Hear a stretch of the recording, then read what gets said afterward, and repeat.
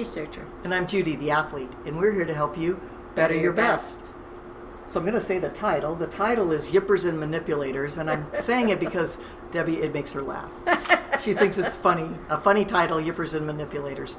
But when I think about it, I know that in part of the research that we recently did, we looked at help as a mindset, that you helped the arrow. And I was really... Which is so helping is manipulating, right? It's a conscious manipulation before the motion of the shot or the release of the shot. And during. Yes, during the shot. I said before the release, so yeah. Got it.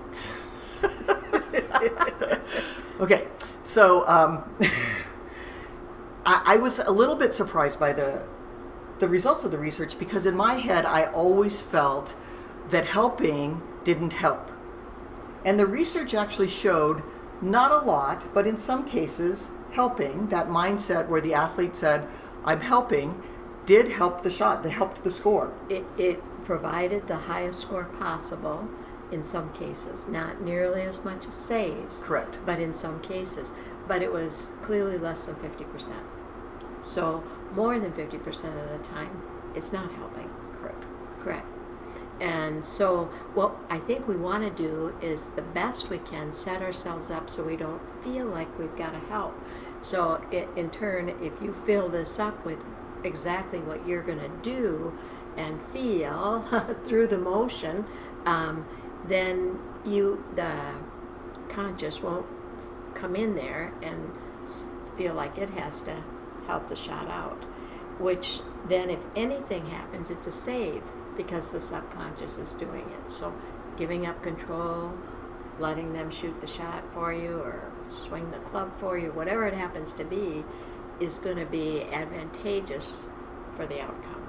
Sure, and I think, we train a lot of that sort of automatic stuff, but when it starts to go wrong and when that conscious brain starts to take over, we need some strategies. Yeah, I'm not shooting as well, so then we want to come in and fix it, but probably more of it happens before you ever start.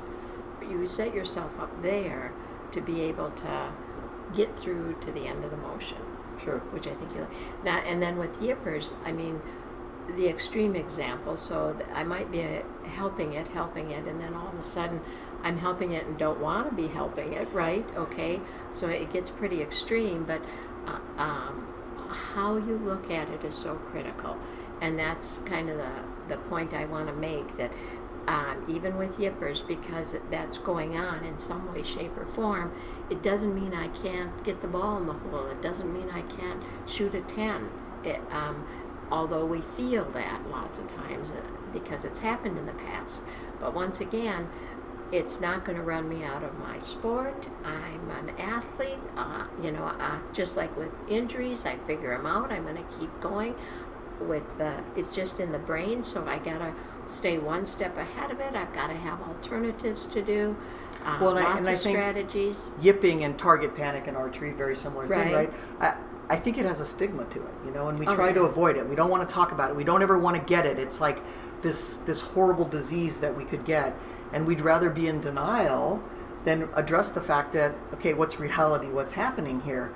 And so that denial sometimes takes us from really, it allows us to go into that mode of, I can't perform well with the yips or with target panic. We buy into that, and then we really no longer have a strategy to get out of it. Correct, right.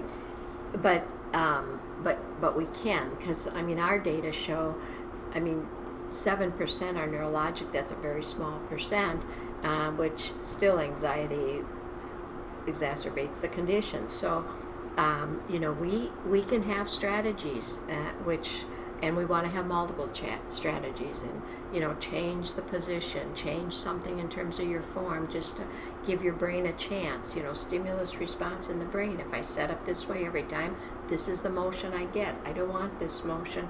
Change the input. It's very sensory related. So anything you do to change that sensory input has a chance to create a different motor program, and which is not yippy, which is very, very important. Lots of different focus of attention past wherever the problem is in time is absolutely critical. Like with golf, we do sound of impact for the full swing, which I can't possibly logically come up with how to make the sound. That's why it works. You just have to give it to your subconscious and not come in and manipulate and make it happen.